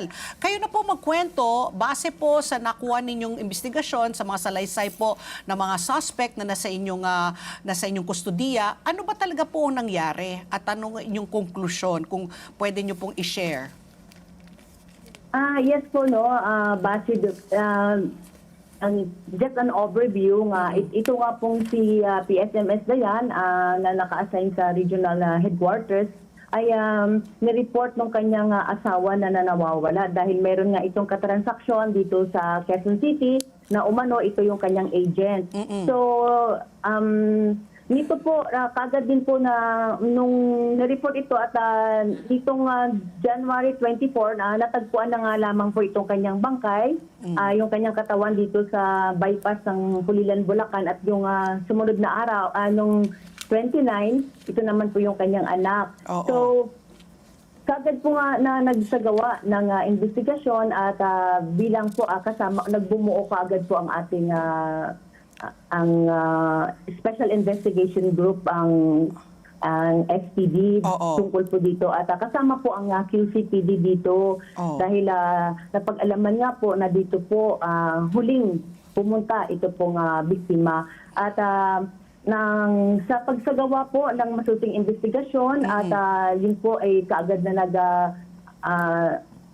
bumuo din ng ang Quezon City ng tracker team para po matingnan ang lahat ng mga anggulo at yung kanyang yung mga CCTV na ma-review at yun po ay ito po ay may nakuha pong mga suspect na nitong January 30 ay naaresto po. Ito po yung isang suspect at yung agent at ng kanyang asawa na dating pulis at ganun din po itong kapatid nitong pulis, nitong mag-asawa na ito. Nais ko lang din iliwanagin na kasama din po itong asawa ng biktima na si John na person of interest. So Captain, just to clarify, no, ilan suspects po ang nasa inyong kustodiya? 5 ho ba yung mag-asawa, tapos may kapatid ng isang sa mga ahente, tapos may ahente, plus yung asawa ni Diane Molenido? 5 ho ba? Ma'am, ganito po kasi liwanagin ko nga po ang nandito po sa aming custody ngayon dito sa Quezon City Police District. Ito pong mag-asawa, itong yung agent po na babae at yung kanyang asawa na dating pulis. At yun po yung kanyang kasama nung kanilang naging accomplice nga po dito at yung kapatid nung lalaki. Kapatid nung asawa. Oo, kapatid ng lalaki na pumunta dun sa bahay nila na tumulong din dun sa pagligpit ng mga bangkay ng mga biktima. Ayan po ba yung ginawang driver dito po daw? ngayon ay 4. Opo, 4 po sila, ma'am. Tapos po yung asawa po ng biktima ay nandoon po nasa restrictive custody po ng National Capital Region. Okay. So 4 plus 1 na, no? So 5 suspects. 5 suspects. Okay. Pero 4 in custody ng QCPD. Ma'am, ito nga pong pumutok po itong balitang to. Talaga ang daming sumabaybay. Kabilang na kami dyan ni Pat P. Dahil bilang mga magulang talaga, parang wow, paano magagawa ton sa isang bata, no? Tapos ang dami pong naging cast of characters na. So, ang dami rin po, ang dami pong sumubaybay dito. Kaya marami natuwa na talaga naging agaran nga po yung pag-imbestiga at pagdakip sa mga suspect. Pero ito po, meron din nagsasabi na bakit napakabilis yata na kinase close na kung may person of interest pang tinatawag. Siguro po, pakiklaro natin kapag sinabi po bang case close, ano po ba yung legal na definition nito? Tapos na ba yung investigasyon? O open pa rin po siya, tapos lang yung police phase, pero yung prosecution pa ay pwede pa rin po mabuksan. Kasi like what you said, may person of interest pa po tayo, yung asawa, di ba? Kahit po si SILG, sinabi rin na person of interest pa rin po yung husband ni Diane. So, bakit po nasabing case closed na? Ang ibig sabihin po ito po kasi ay ongoing pa rin, no? Pero ang ibig sabihin na case closed kasi po ang lahat po na involved dito ay nasa custody na po. Yun nga po yung na suspect na nandito sa amin, sa QCPD, at yung isa po na person of interest na nasa Capital Region Police Office po.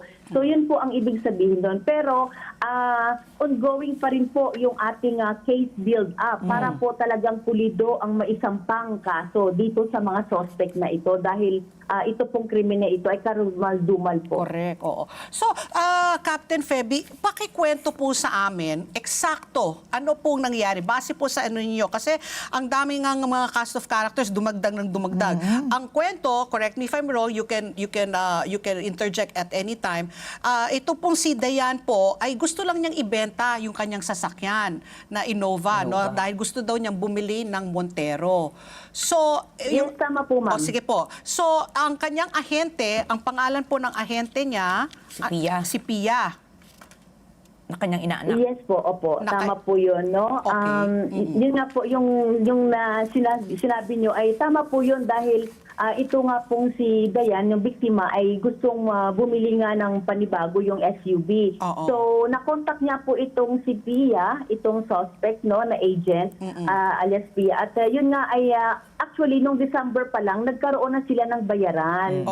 So, nagbigay na po siya ng initial payments na 500, ang una is 400. So, dahil kulang pa yun, nagdagdag pa siya ng 150,000 dito sa agent na ito.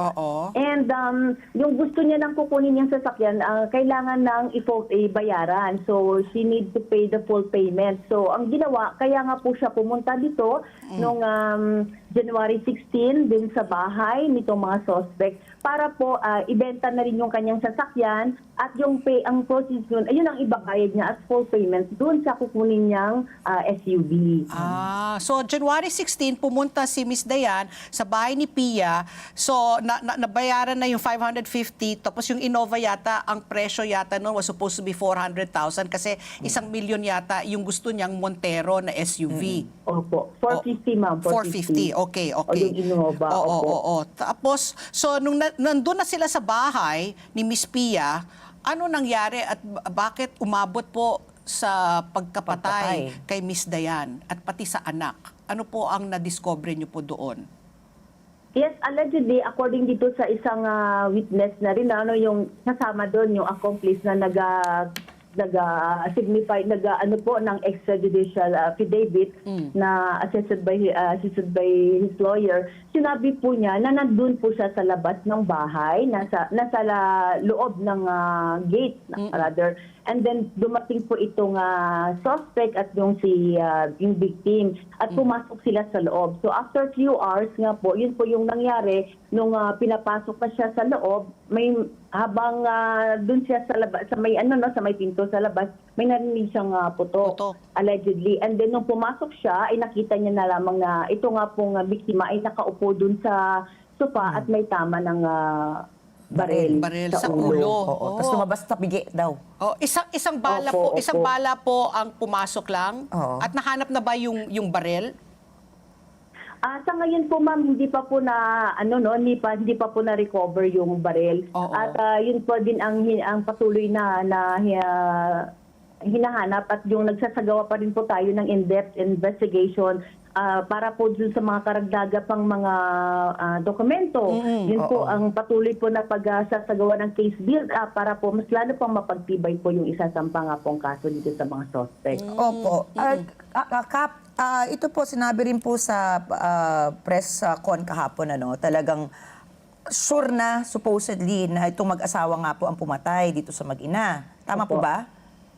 Sigurado na po na sila. Yes po dito sa mga naging statement ng mga yung mga witness na naging kasama nila, mga accomplice at yung mga sa extrajudicial affidavit nila na isinumite. Pero hindi po ba natin iko-considera din na yung statement naman po nitong si Pia na talagang pinapaako lang daw sa kanya ang kasalanan ng ibang tao, kaya daw siya binubugbog araw-araw ng mga pulis? Yun po yung kanyang allegations kasi matatandaan po ninyo nung nakaraan ay may mga nag-circulate na rin na video niya kung ano po yung mga sinabi niya, kung ano pa po yung mga statements niya. At ito naman po ang mga statements naman po nitong mga kasama niya ay nagko-corroborate doon sa mga na-retrieve natin na mga CCTV footage, doon sa mga yung mga iba pa pong mga dokumento. So kung yun po yung kanyang allegations, pwede niya naman po yun pwede po siyang may due process naman, pwede niya po yan isampa kung nais po niya dahil may karapatan po siya. Pero dun sa mga sinasabi niya po na gano'n, araw-araw po nandoon po ako sa Criminal Investigation Inspection Unit at nakikita ko po siya nasa maayos po ang kanyang kalagayan. Napilay nga daw bigla, Pat Pio, nung nilabas na siya. So Captain, ito po, nung binaril po si Police Dayan Molenido, yung anak niya, nasa kwarto, kailan po, meron na bang time of death? Kung kailan po, ano ba yung cause of death ni John Ismael? Sinakal ho ba siya? Binalutan ng plastic? Medyo hindi klaro sa akin. At saka pinatay rin ba siya same day ng nanay niya o days after? Dito naman po sa bata nakasama yung anak ng biktima. Allegedly ang mga naging lumalabas po ay doon po siya sa kwarto pinatulog nung nagtatransact po yung kanyang ina at nitong mga suspect. At nung ang base din kaya po lumalabas din po sa autopsy sa report na ang kinamatay po ng bata ay asphyxia. Ibig sabihin ang base din doon sa extrajudicial confession nitong isang suspect ay binalot nga po ng plastic itong bata hanggang na-suffocate po ito. The same day rin ho ba or days after? Opo, kasi isinagawa do yung sa biktima, yung sa kay Dayan, mga alas 9 ng gabi, sumunod alas 10 hanggang, yun po, the same night po, nung araw din yun, nung January 16. Okay, kasi narinig ko po yung press conference po ni Secretary John Vic Remulla. Sabi nga niya, itong mag-asawa, si Pia, ano bang pangalan ng asawa niya? Psychopathic daw tong pares na ito, na inimbitahan pa nila yung mga anak nila, halika mag-field trip tayo, punta tayo ng Baguio, tapos sinakay daw sa trunk ng sasakyan, yung katawan nga ni Dayan at saka ni John Ismael. Tapos isa nga, yung kay Dayan, binaba dyan sa Bulacan, habang yung sa bata, sa 8-year-old, doon po sa isang kalamansian sa may Tarlac. Nag-undergo ba to ng psychiatric test itong mag-asawa para, di ba? Kasi kakaiba talaga. Kakaiba eh. Sinama pa yung mga anak mong maliliit. Tapos, mag-field trip tayo sa Baguio habang unti-unti mong binabagsak yung mga bangkay? Yes po, tama po yun, ma'am. Yun po yung mga naging na lumalabas doon sa mga statements nitong mga kasama nila, dahil sila po ay magkakasamang sumakay nung the following day, mga bandang alas 12 nung tanghali, nung January 17, ay sinama po niya yung mga anak niya, yung 3 anak niya, silang mag-asawa at yung isang accomplice na yon sa isang sasakyan. So para lang hindi lang yung ang sabi ng suspect na ito na agent na halika pupunta tayo ng Baguio, parang mag-road magbabakasyon doon. Kasama yung road trip, kasama yung mga bata. At yung bangkay ay nandoon lang sa likod ng sasakyan, nakasama din nila. So tinakpan lang ng ibang mga staff toys para hindi nga daw Hindi ba nangangamoy yun? Ginamit pa yung mga bata? Yun din po ang mga katanungan din ng karamihan. Pero siyempre pag ganyan, mga ilang oras na yun, nakabalot po yun ng plastic. Yung cling wrap yung mga katawan ng mga biktima. So, nung nasa biyahe, yung una, hindi na, binaba dun sa Tarlac yung bata. Sunod, pagbalik nila, ay dito naman sa Bulacan yung si Dayan. At doon, after noon, doon nag-check-in na sila dun sa isang hotel. So, yun nga din yung matindi doon, kung anuhin lang natin na yung mga anak mo kasama mo doon sa pagsasagawa ng ganyan. Kaya yun po yung nasabi ng ating SILG. So sinabi mo nga naka-ready yung cling wrap. Ano po ba to? Premeditated po ba yung kanilang pagpatay? Kasi sinasabi rin nila na parang nagkaroon lang ng parang alitan na nung nagkakaroon na sila ng transaction, Kasi wala naman daw totoong Montero. Sabi nila parang kotse. Scam. Estamadora daw. Scam to si daw. Pia. So parang nagkaroon lang ng pagkainitan during that time na ng insidente. Pero if you're saying now na merong cling wrap, etc., ano po ba to? Anong nakikita niyo angulo? Premeditated po ba siya? Sorry. Ma'am? Captain? Sorry. Yes po, base din sa sinasabi niyo na premeditated. Yun din po yung na lumalabas, kasi a day before na nangyari yon ay pinapunta po yung kapatid nitong lalaki na suspect. Doon sa bahay nila at namili ng mga trash bag, namili ng mga kung anong gamit. Tapos po, yun yung the following day, nung pumunta na itong biktima, yun na yung nangyari. Ano pong inaasahan natin? Kung halimbawa mapatunayan sila po ay may sala, ano po yung inaasahang pinakamabigat na parusa para sa mga, hindi ko alam kung anong tawag sa hindi sila parang hindi tao Parang hindi na tao Sila po kasi po ay nai-refer na nitong February 1, nung Sunday, dito sa ating Prosecutor's Office ng Quezon City. Actually, po sila noon, 4, dahil hindi pa po dumating, hindi pa po nasa custody namin yung isa na suspect. So, ito pong si Hill, itong accomplice ay na-inquested na, pero itong mag-asawa ay nag-avail po ng Article 125 na ibig sabihin ay magkaano pa ng preliminary investigation na naka-schedule this Friday. Pero po ang naisampa pong kaso sa kanila ay ito pong 2 counts of robbery with homicide. Oo. I'm very curious about the husband, no, si Yes. John Molenido po. Sabi niyo po nasa kustodiyan na po siya ng NCRPO pero person of interest pa lang siya. Doon po sa press conference po ni Secretary John Vic, ang sabi naman niya, nagtataka rin siya, no, kasi agad-agad pinakremate, no, si yung misis niya, tapos suot pa yung mga gamit, yung damit, no, tapos hindi daw nagpakita ng remorse, hindi daw man lumuha pati sa anak. Just to clarify, magkasama rin ho ba, mag-asawa pa rin ho ba si Miss Dayan at saka si John? Or may mga balita kasi na matagal na rin po silang hiwalay? At siya ba yung ama ni John Ismael? Ma'am, yung tungkol din sa kanilang pagsasama, lumalabas po kasi na hindi na po sila nagsasama sa isang bubong for years na. 4 years na. For 3 years na. Okay. So, yun po yung so hiwalay po sila nung kanyang asawa. At doon naman po sa from day one naman po ay kumbaga ito siya po ay nung nag-report na nawawala yung kanyang misis at sagad siya naman po ay naging cooperative naman din sa mga ongoing investigation natin dahil from day one po ng investigation siya po ay talagang person of interest and even up to now. So in fact nga po kasama po siya dun sa na i-refer natin nung Sunday ng sa City Prosecutor's Office yung na suspect. However, hindi na po ito na-dismiss po at hindi naman po na-file dahil nag-withdraw po yung kapatid ng biktima ni Dayan. So, yun po ang nangyari. Pero po yung tungkol naman po dun sa emotion, hindi po natin ito masasabi kasi po ay may kanya-kanya naman po tayo na coping perception mechanism. on how we handle sa mga ganitong pagkakataon. Pero ang bagay lang po ang nais kong liwanagin na up to now siya po ay person of interest at nasa custody po siya ng National Capital Region Police Office. Siya yung ama. Siya ang ama ni John Ismael. Opo, siya po yung father ng bata. Opo. Dalawa po yung anak nila. Dalawa. Siguro ako, quick question lang, Patty, dahil nga person of interest pa rin po itong tatay nga. Ano po yung nakikita natin base sa initial investigasyon na any involvement kung mayroon man itong tatay? Kasi nga, syempre, turuan na sila dyan di ba?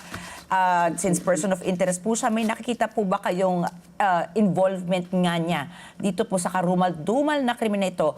And also, wala po ba tayong ginagawang forensic evidence gathering, halimbawa cellphone nitong asawa, para po maliwanagan na kung talagang sangkot po talaga siya?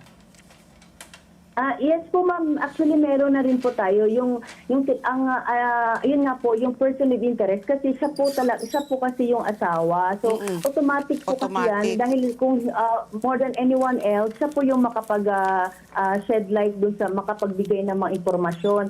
So kaya din hindi nag-pursue yung dito na kasama siya dun sa ni-refer nung Sunday dahil wala rin pong magtuturo na mga walang ebidensya na magtuturo din dun sa kanya nung time na yon. At saka yung sinasabi nyo na meron siyang yung sa cellphone. Actually po nag-request na po ng cyber warrant po dun sa mga gadgets sa mga cellphone nitong mga biktima. At nang ganun din po itong sa mga suspect. So ongoing pa rin, patuloy pa rin naman po tayong kumukuha. And then tungkol naman po dito sa sinasabi na yung na-mention nyo din sa autopsy, meron naman pong nung na-recover po yung katawan ng mga biktima, nagsagawa, SOP naman po yan ma'am na autopsy, meron kaagad na isinasagawang autopsy. So nung natagpuan yung katawan ni Dayan dun sa Bulacan, nagsagawa din kaagad nung 24, mga bandang 11 o'clock o 10, nagsagawa na rin agad ng autopsy dun sa kanyang cadaver and then ganun din po dun sa bata. Ang ano po doon is yung pinakremate po kasama yung kanyang mga gamit. Opo. Yun po yung sinasabi na mayroong ipapile. So yun po, itihintayin natin in the next coming days kung ano po yung progress dahil ito naman po ay patuloy pa din na iniimbestigahan. ang ating pagsasagawa, ang malalim na pagsasagawa ng investigasyon at yung patuloy na pangangala pa rin po ng iba pang mga ebidensya na talagang sa ngayon kasi po ang pagpa-file po ng kaso ay talagang merong reasonable certainty of Yes. conviction. So on this case naman, very naman kami na there is reasonable certainty of conviction dito sa mga suspects Oo na nga, ito. syempre, kabaro nyo pa rin, no? Naging pulis rin po si Miss Dayan. So maraming salamat po, Police Captain Feby Madrid. At sana po, no, mabilis po at agaran po, masolusyonan po itong nangyayari pong karumal-dumal na pagpatay nga sa Grabe, mag-ina. hindi mo nga masabing tao yung mga Oo. gumawa niyan. Thank you very much po, Thank you Police po, Cap. Captain Feby. Maraming salamat. Maraming salamat po. Ayan po. Oras, alas 9:34 na po ng umaga. Tuloy-tuloy pa rin ang ating pagbabalita. Naghain po si House Majority Leader Ilocos Norte Representative Ferdinand Alexander Marcos III, Sandro for short, ng panukalang batas para gawin po ng standard ang no work, no pay scheme para sa mga miyembro ng Kongreso.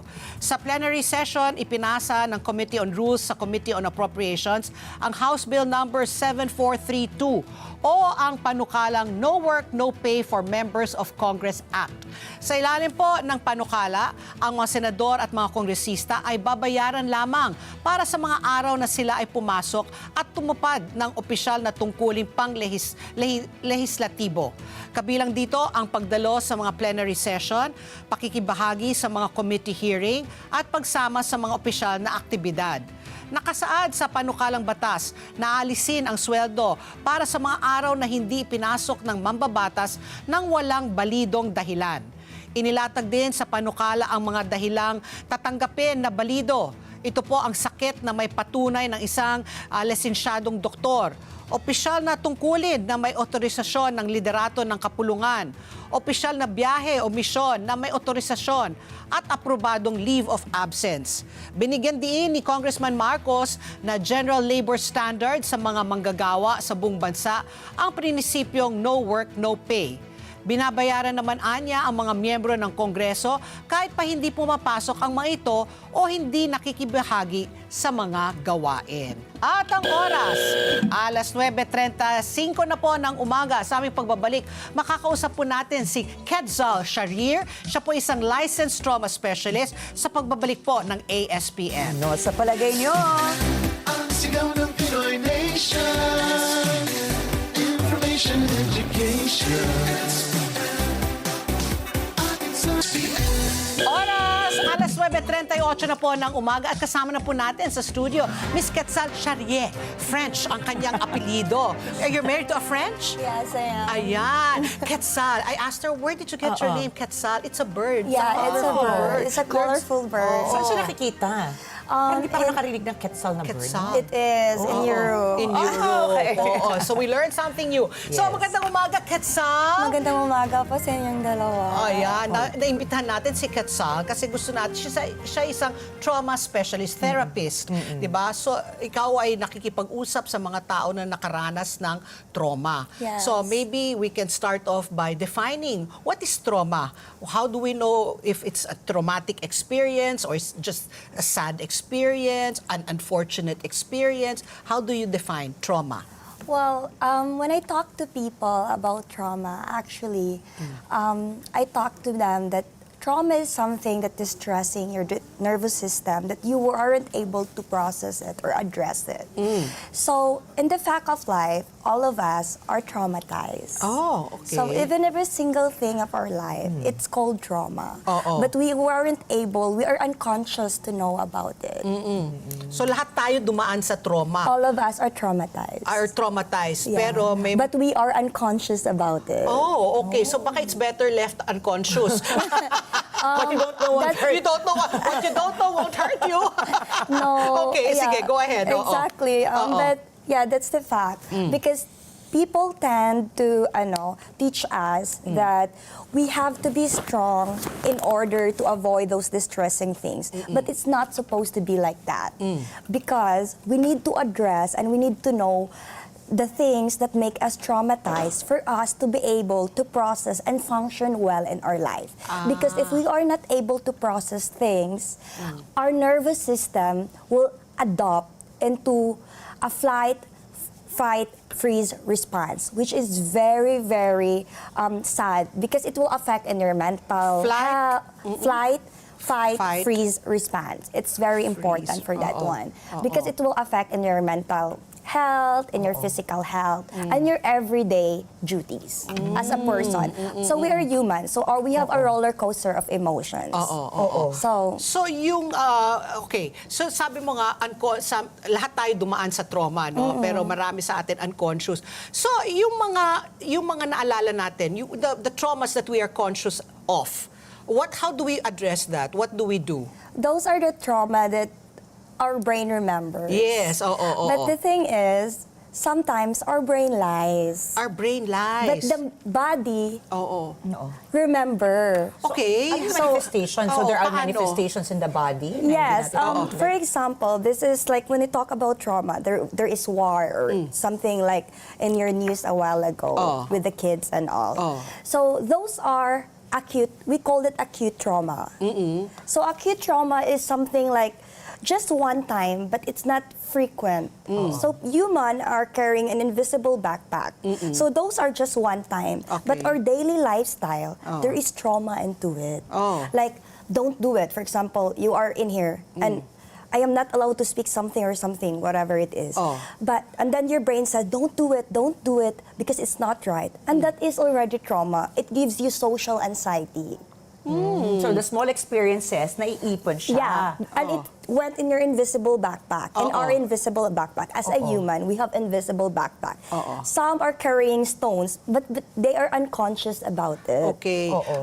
Kasi what I really want to discuss more, I guess, is the acute trauma. Kasi yung mga maliliit na trauma, kasi sabi mo, lahat tayo pinagdadaanan yan. So it's hard to pinpoint where the trauma came from. But if it's an acute trauma, how do you handle that? What should we do? What is our defense mechanism so that we can try to live normally? Diba? Kasi usually pag narinig natin, ako na-trauma na yan, it's debilitating. Yung nakikripple ka, hindi ka na nakakagalaw. Diba? So let's focus on acute trauma. How do we go about addressing that? Addressing the acute trauma is, for me, it's very easy because it's just a matter of lifestyle.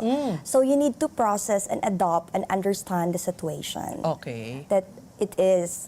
We are human, they are human and all. But our nervous system are not the same. All the people are not the same. So some human, their nervous system are very sensitive, some are not. So the process of healing is different with each people. Okay. So yun na nga. How do you... Ano ito, therapy? Do we have... Anbawa, I experienced therapy. trauma. So is it therapy? Because according to neuroscience also, nagsaliksik din ako, no?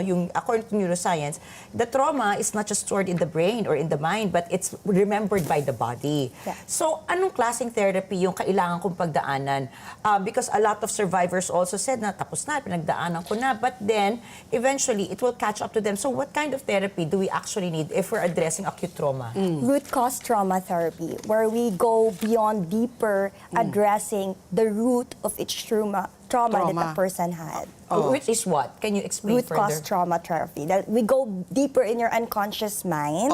Is that talking? You're just talking? It's just, it depends of our assessment. So, for example, I have a specific client in Europe and America.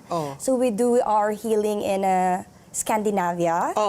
So I let her imagine that we are in this very specific place and deep inhale, exhale, and imagine your future self, your younger version of yourself, and the present self. So it's breathing exercises. Breathing exercise, mind exercises. Mind There's a exercise. lot of exercises, and then there is a specific question that I'm gonna ask, and their unconscious mind will gonna answer. But the nice things about this is the moment we enter in their unconscious mind never lies because it's connected in your nervous system. But the conscious mind, the one you said that you remember, it lies. So our goal in this is that we go and connect in your unconscious mind.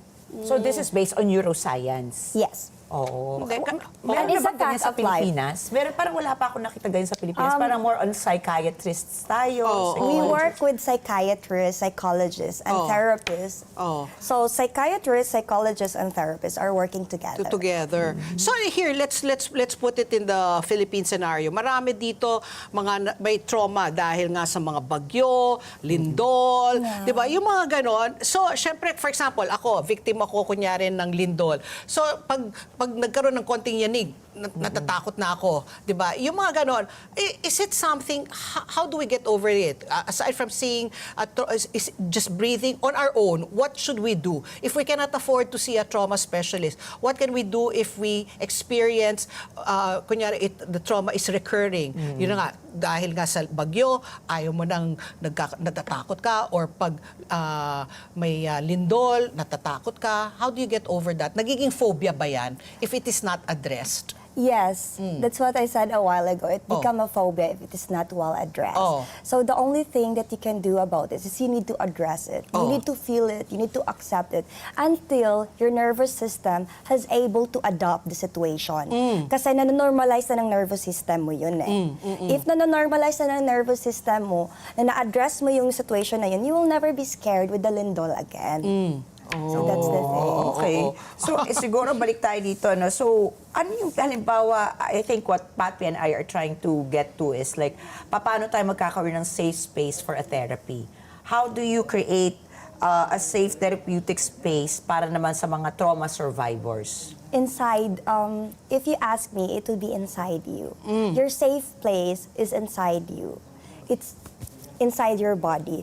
So I ask my client normally, or the people that I usually meet, like, try to hug yourself and say it to yourself, you're safe and it's okay.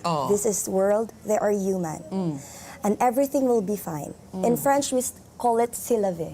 C'est la vie. Oo. Pero so, yung mga self-care, 'di ba? Maybe you can just share with us na lang self-care methods, self-care tips na if we recognize that we have a trauma or we had a traumatic experience and we want to get over it, what should we do? Breathing exercise, embrace yourself, talk about it with your peers. What else should we do? So, for me, I can recommend that you write a journal if you feel to. And then have time to yourself, like in the mirror, because normally people give time to themselves in the mirror just to look and put makeup. But this time is a different approach, because you go, you look yourself in the mirror, and then after you meditate. You look your younger self and your older self and your present self. And that's the most important thing. And then you are physically present, and you will realize that you are human, and you tend to accept things that life is temporary, and life is like this, and you have a roller coaster of emotions. Siguro, pwede magtawanan na lang ang problema. Yes, Sasarapan lang. exactly, and that is a healing also, smiling, laughing. Siguro bukod dyan, so it's really more of introspective. Siguro dapat talaga may kausap na espesyalista. Kasi Yes. kung ako lang, halimbawa, Talking titignan and ko lang yung tsura ko sa expressing. salamin, baka naman lalo ako matrauma. Dahil hindi ko naman alam But you yung cannot ginagawa prescribe ko. medicines, No, because the only one can prescribe medication is the psychiatrist. Yeah. Psychologists are more working into the brain. Therapists as coaches, I am a trauma coach worldwide as well. So we work more into the body. So we are your partner in your daily lifestyle. So parang mga exercise, that's why she was saying breathing exercises, yun na nga, self-care also, journal, writing it, and then, I guess, sharing, it's not, you don't advise keeping it, festering it. You have to share it, you have to let Yes, it out. you have need to to share. all pent-up emotions should be released. Yes, exactly. To avoid those, normalization, social anxiety, and all that people are experiencing right now. Instead of suppressing them, you need to express them. Because expressing is way better than suppressing. In that, your nervous system is able to normalize those kind of emotion, and it will not gonna stuck in our invisible backpack.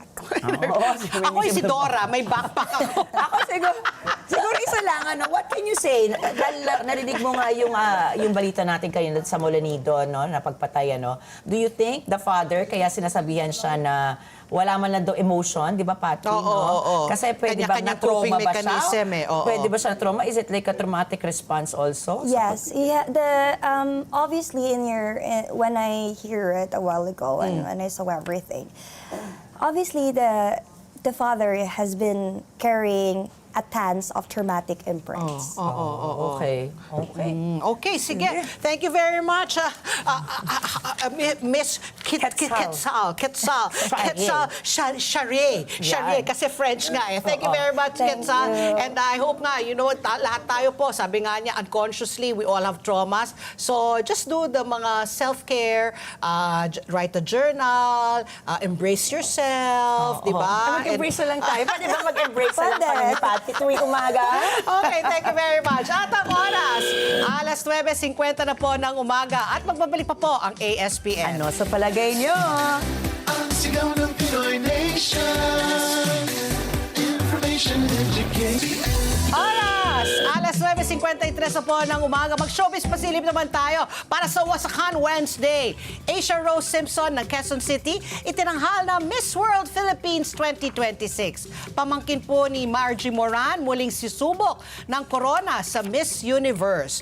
Todo palakpakan ngayon ang Quezon City matapos koronahan po ang kanilang pride na si Asia Rose Simpson bilang Miss World Philippines 2026.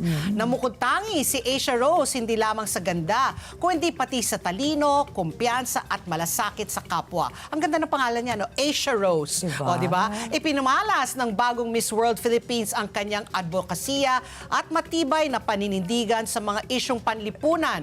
Isang mahalagang pamantayan sa Miss World pageant na mas kilala sa pagbibigay halaga sa beauty with a purpose.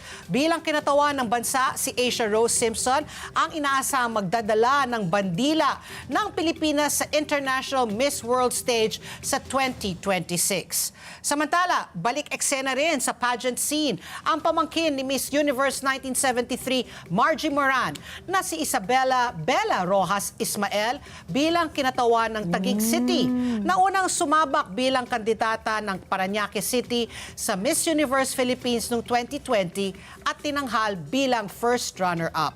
Sa pagbabalik niya sa kompetisyon, marami ang nag-aabang kung siya na nga ba ang susunod na magmamana ng corona at magdadala muli ng Pilipinas sa Miss Universe Spotlight. At para sa marami, hindi maiwasang ikumpara siya sa kanyang tita na si Margie Moran, isa sa mga itunuturing na iconic beauty queens ng Pilipinas. Ngunit giit ng balerina na may sariling ballet school at isang indoor cycling instructor, layunin niyang bumuo ng sariling pangalan at identity bilang isang beauty queen. Ang gaganda talaga ng mga Magkamukha rin Pinay. sila, no? Yung hubog na mukha nila, no? Asia Rose, Asia diba? Rose and Isabella. Alam mo ba, Patpi, ang ganda-ganda pala ni Isabella. Nakita very ko, pretty, Pero alam ba yung mga netizens na iba, ang daming mga ano sa kanya, pangbabash. Ay, mga naiingit lang yun. May mga trauma sila nung bata sila, napangit sila. At ang oras mag-hug na lang sila. Alas 9:55, may trauma sila, napangit sila. Sinabihan ba naman, malaki daw ang braso, maliit daw ang ibang bahagi ng katawan na dapat ito pa. Ang ganda-ganda! Miss Universe nga Miss Universe, contestant. Mag-hug na lang kayo sa isa't isa. Mag-journaling na lang kayo dyan. Miss kayo yung mainggit. Okay, ESPN pa rin tayo. Ang sambayanan, pinulsuhan natin. Sa palagay mo ba, sapat na po na solusyon ang no work, no pay para sa mga kongresista kung hindi sila dumadalo o gumagawa ng trabaho? Bakit? Ayun, panoorin po natin ito.